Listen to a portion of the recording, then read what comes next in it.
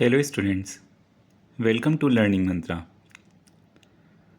आज हम class 12th vocational education retail का unit first advances in retailing का session second retail research, retail अनुसंधान या रिटेल शोध वाला सेशन पढ़ने वाले हैं। इससे पहले हम इसी यूनिट का फर्स्ट चैप्टर क्वेश्चंस के साथ कंप्लीट कर चुके हैं। रिटेल रिसर्च में हम क्या क्या टॉपिक डिस्कस करने वाले हैं।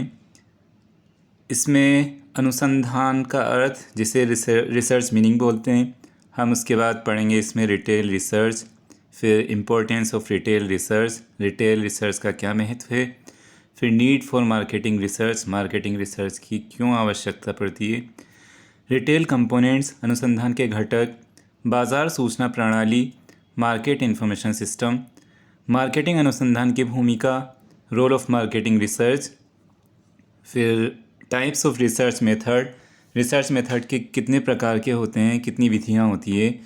फिर उसके बाद हम पढ़ेंगे इसमें रिटेल मैनेजर्स द्वारा निर्णय लेने की प्रक्रिया, कि retail managers decision making process किस तरह से होता है। जब भी कोई डिसीजन लेते हैं तो किस तरह से उनको निर्णय लिया जाता है, प्रक्रिया क्या होती है। फिर हम इसमें पढ़ेंगे अनुसंधान विधियों के प्रकार, फिर ग्लोबलाइजेशन पढ़ेंगे। टोटल आपके ये जो टॉपिक्स हैं, सारे टॉपिक्स इसी चैप्टर में हम कंप्लीट करने वाले हैं। इस चैप्टर को भी मैंने 2 पार्ट्स में डिवाइड किया है। आज हम पढ़ने जा रहे हैं फर्स्ट पार्ट, जिसमें हम कुछ टॉपिक्स नेक्स्ट वीडियो के लिए छोड़ के रखेंगे। तो स्टार्ट करते हैं फर्स्ट टॉपिक से। अनुसंधान का अर्थ, रिसर्च का क्या मीनिंग होता है।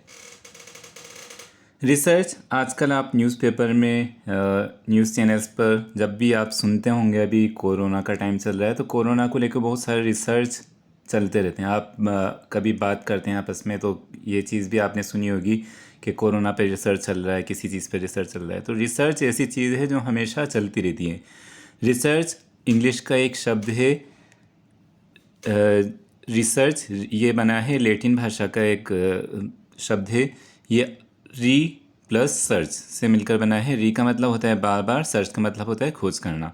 तो अनुसंधान या रिसर्च एक वैज्ञानिक प्रक्रिया है जिसमें प्रॉब्लम या समस्या का समाधान तथा सुव्यवस्थित तरीके से तथ्यों की खोज की जाती है। अनुसंधान शब्द की उत्पत्ति अंग्रेजी भाषा के रिसर्च शब्द से हुई है, जिसका अर्थ है बार बार खोज करना। दूसरे शब्दों में हम देख सकते हैं अनुसंधान या रिसर्च किसको कहा जाता है। वह वैज्ञानिक पद्धति है जिसमें वैज्ञानिक उपकरणों के प्रयोग द्वारा वर्तमान ज्ञान का परिमार्जन, उसका विकास अथवा किसी नए तथ्य की खोज द्वारा ज्ञान कोश में वृद्धि की जाती है। जब भी कोई रिसर्च होता है तो रिसर्च करने के बाद हमारा नॉलेज जो होती है वो बढ़ जाती है। आप देखते होंगे आज जो प्रोडक्ट मार्केट में चल रहे हैं या आज जो सर्विसेज चल रही हैं, आज से 5 साल पहले, 10 साल पहले वो उस तरह से नहीं थी जिस तरह से आज हैं। हमेशा मार्केट में प्रोडक्ट्स को लेकर रिसर्च चलते रहते हैं, उसमें समय समय पर सुधार किए जाते हैं। जैसे आप अभी बीच में एक मैगी आती है, मैगी आप सब जानते हो। मैगी बीच में बंद कर दी गई थी। क्यों बंद कर दी गई थी? उसमें कोई लेड पाया गया था जिसकी वजह से बच्चों को नुकसान होता था। फिर उस पर रिसर्च किया गया। रिसर्च करने के बाद ये चीज़ प्रूव कर दी गई, ये चीज़ प्रूफ हो गई कि उसमें अब जो लेड पाया गया था वो चीज़ नहीं है पहले से। अब ये ज़्यादा बच्चों के लिए हेल्दी प्रोडक्ट है, हेल्दी मील है। तो हमेशा हर प्रोडक्ट में कुछ ना कुछ चेंजेस होते रहते हैं। चेंजेस होने भी चाहिए, तो उसी चीज़ को लेकर रिसर्च किया जाता है। रिसर्च हर फील्ड में होता है, हर सब्जेक्ट में होता है। नेक्स्ट हम देखते हैं रिटेल रिसर्च क्या होता है। रिटेल अनुसंधान क्या क्या होता है। इसमें सूचनाओं को एकत्र करते हैं। सबसे पहले कभी भी रिसर्च होता है तो हम क्या करते हैं, इन्फॉर्मेशन कलेक्ट करते हैं। फिर समस्याओं की पहचान तथा उसका समाधान। फिर हम देखते हैं कि क्या प्रॉब्लम है और उसका सॉल्यूशन किस तरह से निकाला जा सकता है। फिर मार्केटिंग के अवसरों की तलाश करना। फिर हम देखते हैं कि किस तरह का प्रोडक्ट कस्टमर ख़रीद सकता है, उनको किस तरह की प्रोडक्ट पसंद करते हैं। मार्केट की गतिविधियों का आकलन तथा नियंत्रण। फिर उसके बाद हम मार्केट की एक्टिविटीज़ को एनालाइज करते हैं और उसको कंट्रोल करते हैं कि मार्केट में कौन हमारे कंपटीटर हैं, हमें किसकी फील्ड में, किस सेगमेंट में किस तरह के प्रोडक्ट को उतारना चाहिए। फिर आता है इसमें मार्केट को और बेहतर तरीके से समझना। तो खुदरा अनुसंधान के बारे में हमें पता लग रहा है कि रिटेल रिसर्च में क्या होता है, सूचनाओं को एकत्र करके समस्याओं की पहचान और उनका समाधान करते हैं, फिर मार्केटिंग के अवसरों की तलाश करते हैं, मार्केट की गतिविधियों का आकलन और नियंत्रण करते हैं ताकि मार्केट को और बेहतर तरीके से समझा जा सके। हमें रिटेल रिसर्च भी क्लियर हो गया है। नेक्स्ट हम चलते हैं रिटेल अनुसंधान का महत्व, importance of retail research. Retail अनुसंधान किन किन कार्यों में मदद करता है? रिटेल रिसर्च हेल्प्स इन सबसे पहले जो मदद करता है वो आता है बाज़ार की स्थिति का विश्लेषण का कार्य करने में। हम कभी भी कोई सा भी प्रोडक्ट बनाने वाले हैं या कोई सा भी एक रिटेलर जब कोई प्रोडक्ट को बेचने के लिए दुकान पर रखना चाहता है तो उसके पहले वो मार्केट में सर्वे कराते हैं, मार्केट की पूरी स्थिति का जायज़ा लेता है, पूरी स्टडी करता है, अध्ययन करता है कि कहाँ यहाँ पर किस तरह के प्रोडक्ट लोग ख़रीदेंगे, पब्लिक ख़रीद सकती है, किस तरह के नहीं ख़रीदते हैं। तो मार्केट का विश्लेषण किया जाता है। फिर प्रतिस्पर्धा लाभ के लिए रणनीति बनाने में, अगर कोई हमारा कंपटीटर पहले से मार्केट में है तो हम उसके प्रोडक्ट की प्राइस से कम प्राइस पर प्रोडक्ट उतारेंगे ताकि हमारे प्रोडक्ट को क्वालिटी जो रखेंगे वो भी अच्छी रखेंगे ताकि हमारे प्रोडक्ट को ज़्यादा से ज़्यादा कस्टमर मिल सकें। तो हम स्ट्रेटेजी बनाने में भी ये चीज़ मदद करती है। किसी विशेष बाज़ार कार्यक्रम पर कार्य करने में, कोई किसी स्पेशल जो मार्केट होता है उस प्रोग्राम पर काम करने के लिए भी रिटेल अनुसंधान का काम में आता है। फिर रणनीति को उनके उद्देश्यों के मापदंडों के साथ लागू करने में, जो भी हमने स्ट्रेटेजी बनाई है हमारे कंपटीटर को हम टक्कर देने के लिए, तो जो भी स्टैंडर्ड लागू किए हैं उन सब स्टैंडर्ड्स को के साथ हमारी स्ट्रेटेजी को लागू करने में भी रिटेल रिसर्च मदद करता है।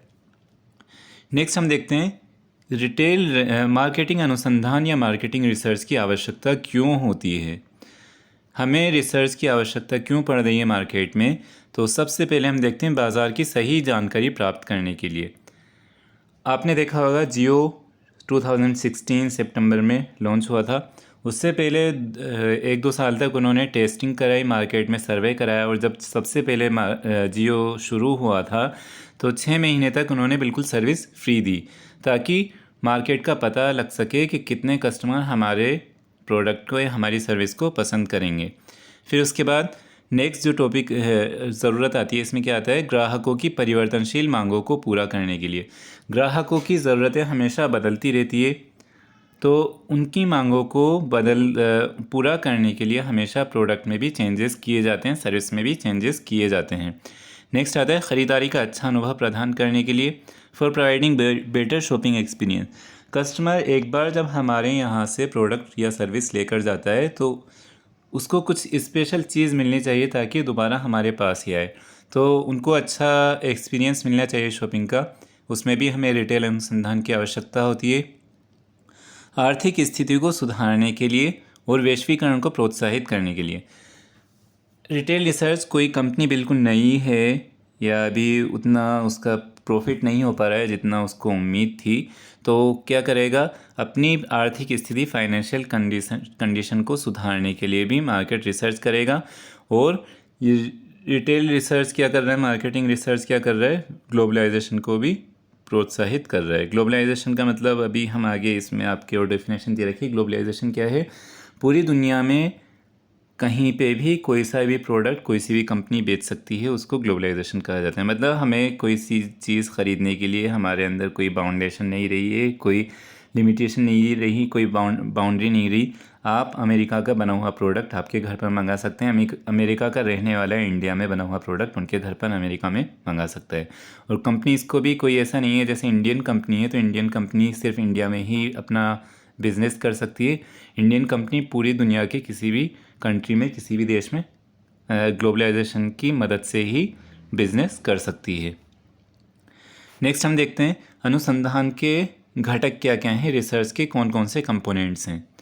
सबसे पहले आता है इसमें मार्केट सेगमेंटेशन। मार्केट सेगमेंटेशन क्या होता है, मार्केट का विभाजन। बाज़ार को अलग अलग तरीके से विभाजित किया जाता है, तो उसमें सबसे पहले हम देखते हैं भौगोलिक, ज्योग्राफिकल। हर तरह के जैसे ही एक सीमा चेंज हो जाती है, एक शहर चेंज हो जाता है, तो वहाँ के ख़रीदने के व्यवहार, वहाँ के मार्केट भी बिल्कुल चेंज हो जाते हैं। जैसे हम बात करें जहाँ पर बहुत ज़्यादा सर्दी पड़ती है, या हिमाचल की बात करें, हिमाचल में आपको साल भर सर्दी के कपड़े मिल सकते हैं।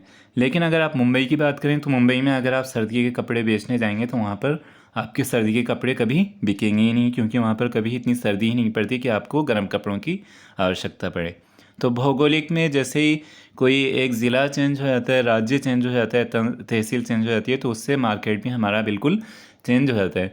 तो हर तरह के, हर ज़िले के, हर राज्य के बाज़ार को अलग अलग तरीके से बांटना, ये सेगमेंटेशन में सबसे पहले हमने देखा है ज्योग्राफिकल तौर पर, कि भौगोलिक तौर पर हम किस तरह से मार्केट को अलग अलग भागों में बांट सकते हैं। फिर आता है डेमोग्राफिक, इसको जनसांख्यिकी कहा जाता है। आयु के आधार पर, लिंग के आधार पर, शिक्षा के आधार पर, व्यवसाय के आधार पर। बच्चों के लिए जो प्रोडक्ट्स होते हैं उनके लिए अलग मार्केट होता है। जैसे टॉयज़ रहेंगे, बच्चों को अट्रैक्ट करने वाले जो प्रोडक्ट्स रहेंगे वो अलग मार्केट में होंगे। मेल फीमेल जो पुरुष होते हैं, महिलाएं होती हैं, पुरुषों का मार्केट अलग होता है, महिलाओं का मार्केट अलग होता है।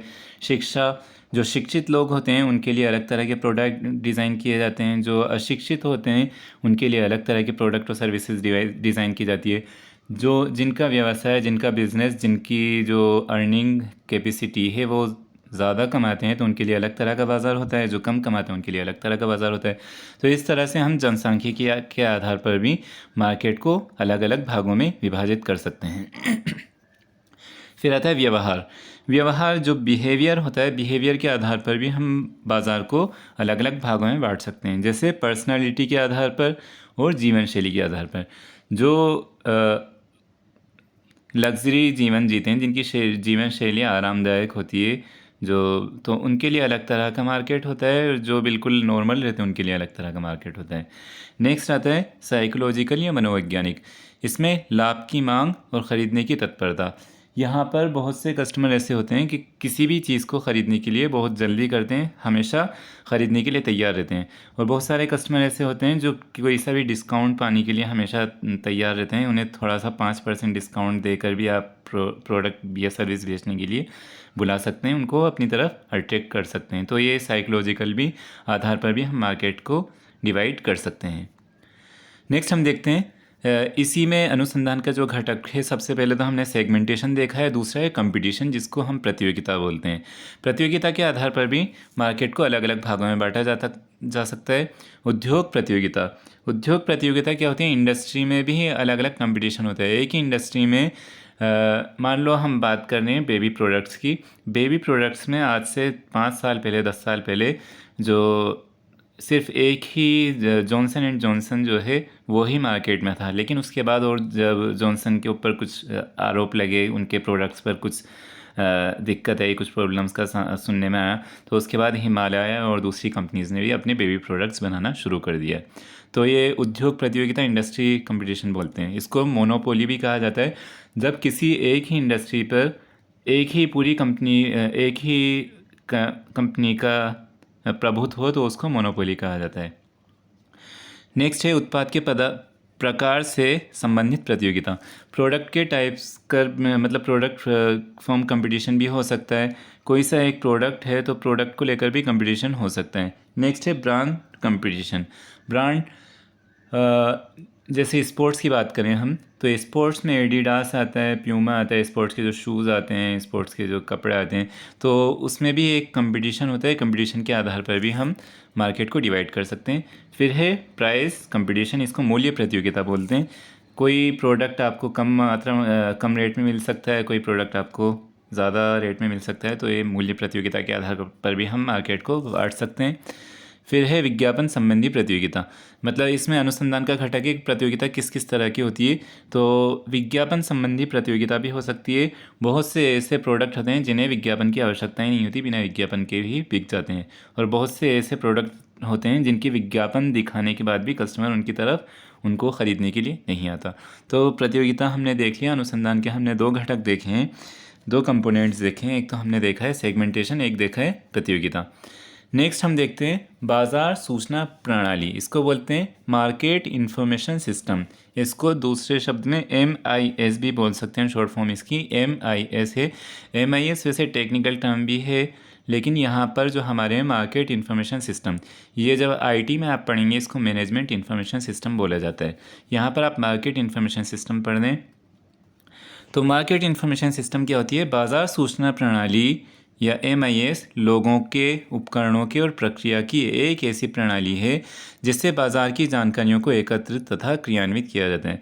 हम क्या करते हैं? MIS के माध्यम से, मार्केट इंफॉर्मेशन के सिस्टम के ज़रिए से हम बाज़ार से सूचना को इकट्ठा करते हैं और उन जानकारियों को एकत्रित करके हम आगे उसी तरह की रणनीति, उसी तरह की स्ट्रेटेजी बनाते हैं। बाज़ार सूचना प्रणाली में सही समय पर सही व्यक्ति को, अर्थात ज़रूरतमंद लोगों से अपेक्षित जानकारी जमा की जाती है। इसकी छानबीन, विश्लेषण, मूल्यांकन और वितरण किया जाता है। यह जानकारी सही समय पर निर्णय लेने वालों को दी जाती है। मतलब जो कंपनी के जो मैनेजर्स होते हैं, जो डायरेक्टर होते हैं, उनको समय समय पे इस तरह की सूचनाओं की आवश्यकता पड़ती है। तो इसीलिए मार्केट इंफॉर्मेशन सिस्टम समय समय पर उनको इस तरह की सूचना उपलब्ध कराता है। बाज़ार की जानकारी के कई स्रोत होते हैं, जैसे समाचार पत्र, वार्षिक रिपोर्ट, सूचना ब्रोशर आदि। बाज़ार सूचना प्रणाली का आपको नीचे डायग्राम बना हुआ है। इसमें क्या होता है? Developing a management information system. इसमें आप देखो एक ट्रायंगल, एक त्रिकोण आपको दिख रहा है, जिसमें आपको पीपल मिल रहे हैं, इक्विपमेंट मिल रहे हैं और प्रोसीजर। तो इन तीनों का एक सेट होता है, ये इसको ऑपरेशनल सिस्टम कहा जाता है। इसको 3 भागों में बांटा हुआ है। एक स्टेज होती है ऑपरेशनल सिस्टम, सेकेंड होती है इंफॉर्मेशन प्रोसेसिंग, थर्ड होती है डिज़ायर्ड आउटपुट।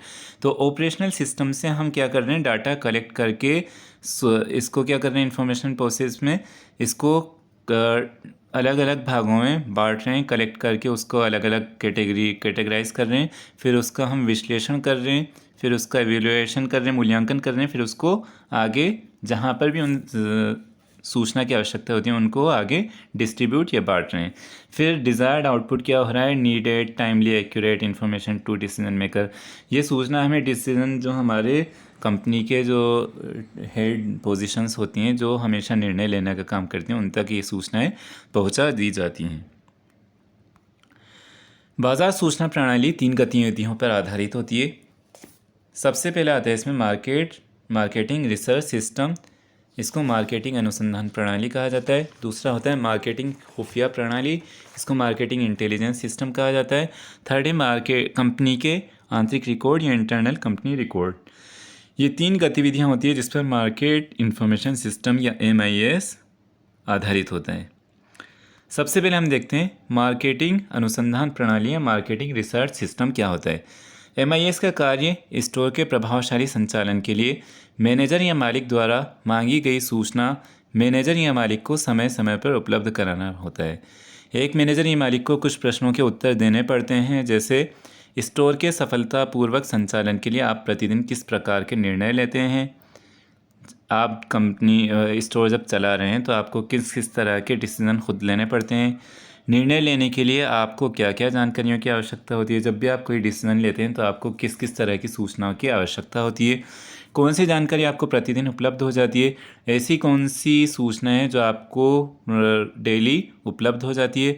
कौन सी जानकारी आपको प्रतिदिन, साप्ताहिक, मासिक या वार्षिक चाहिए होती है। कौन कौन सी आपको सूचनाएं, वार्षिक डाटा आपको कब चाहिए होता है, किस तरह का चाहिए होता है। ये सारी चीज़ें हमें मार्केटिंग अनुसंधान प्रणाली, मार्केटिंग रिसर्च सिस्टम में क्वेश्चन से पता चल पाती है।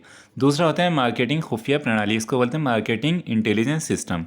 मार्केटिंग खुफिया प्रणाली एक प्रक्रिया और स्रोत का एक सेट होता है जो मालिक या मैनेजर नियमित रूप से मार्केटिंग वातावरण के विकास और इवेंट्स की जानकारियों को प्राप्त करने के लिए उपयोग करता है। ये आपको फेस टू फेस आपसे क्वेश्चन नहीं पूछेंगे।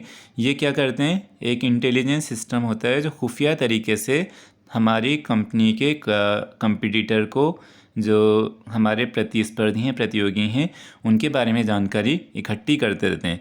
तो किन किन स्रोतों से प्राप्त कर सकते हैं इस तरह की जानकारी? किताबों से, अखबारों से, जर्नल्स छपते हैं उससे, ट्रेड पब्लिकेशन से, विज्ञापनों से, ग्राहक से, सप्लायर, डिस्ट्रीब्यूटर आदि से इस तरह की जानकारी इंटेलिजेंस जो खुफिया सूचना होती है वो प्राप्त की जा सकती है। इंटरनेट और वेबसाइट सूचना प्राप्त करने का सबसे महत्वपूर्ण स्रोत है। आज के समय में अधिकतर जो मार्केटिंग इंटेलिजेंस सिस्टम है वो इंटरनेट और वेबसाइट्स के माध्यम से ही सूचनाएं एकत्र करने का काम करती हैं।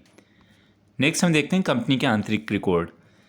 कुछ डाटा ऐसा होता है जो कंपनी खुद अपने डिपार्टमेंट, अपने विभागों से भी बिना किसी से पूछे प्राप्त कर सकती हैं, जिनको आंतरिक रिकॉर्ड कहा जाता है। कुछ विभागों से संबंधित आंतरिक रिकॉर्ड निम्न प्रकार हैं, जैसे सेल्स डिपार्टमेंट से हमें कौन कौन सी सूचना मिल सकती है। इसमें बिक्री का पता लग सकता है, कितनी बिक्री हो रही है, कस्टमर सबसे ज़्यादा किस तरह की वस्तुएं पसंद करते हैं, स्टॉक में वस्तुएं हैं या नहीं हैं, कितना हमें वस्तु बेचने पर कितना धन प्राप्त हो रहा है, ग्राहकों की संख्या कितनी है, यह हमें सेल्स डिपार्टमेंट से इस तरह की सूचनाएं प्राप्त कर सकते हैं।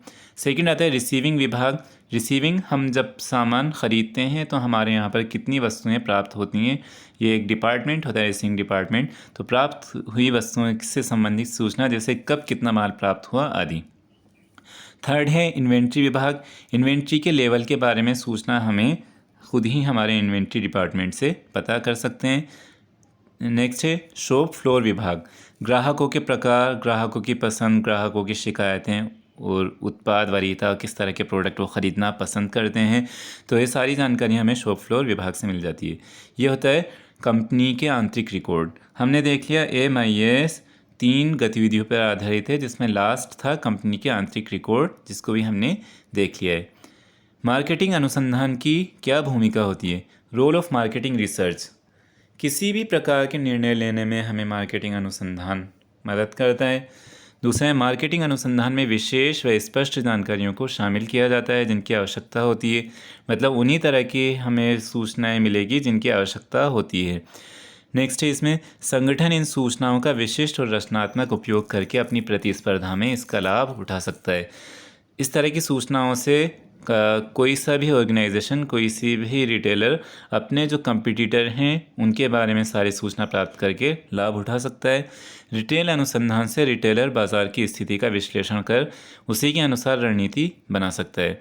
बाज़ार का हमने एनालिसिस कर लिया, किस तरह से हमारा मार्केट है, वहाँ पर किस तरह के प्रोडक्ट की अत्यधिक डिमांड है, कस्टमर कम पैसों सस्ती चीज़ें ख़रीदना पसंद करते हैं, महंगी चीज़ें ख़रीदना पसंद करते हैं, उनको क्वालिटी किस तरह की चाहिए होती है। इस तरह का सारी सूचनाएं हमें मार्केटिंग अनुसंधान प्रणाली से पता चल पाती है। तो यही मार्केटिंग अनुसंधान की भूमिका है। आगे आता है रिटेल मैनेजर्स द्वारा निर्णय लेने की प्रक्रिया। रिटेल मैनेजर्स किस तरह के निर्णय लेते हैं, तो उसकी प्रक्रिया क्या है। सबसे पहले रिटेल मैनेजर्स क्या करेंगे, retail research helps managers to, किस में मदद करता है रिटेल रिसर्च मैनेजर्स की, undertake market situation analysis, market के सिचुएशन का विश्लेषण करने के लिए। सेकंड है work at developing strategy to build competitive advantage, एक इस तरह की रणनीति बनाने के लिए ताकि दूसरे कंपटीटर को, हमारे जो प्रतिस्पर्धी हैं उनको टक्कर दे सकें, उनका मुकाबला कर सके।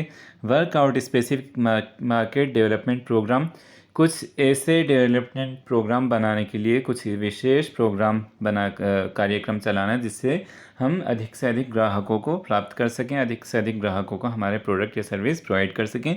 फिर सबसे बाद में क्या करते हैं manager, implement the strategy with measurable objective, जो हमने स्ट्रेटेजी या रणनीति बनाई है, कार्यनीति बनाई है, उसको सबसे बाद में लागू कर दिया जाता है और ऑब्जेक्टिव के आधार पर, जो भी हमारा उद्देश्य था उनके आधार पर उसको लागू कर दिया जाता है। तो आज हमने इतना ही पढ़ा है, नेक्स्ट हम पढ़ेंगे अगली वीडियो में।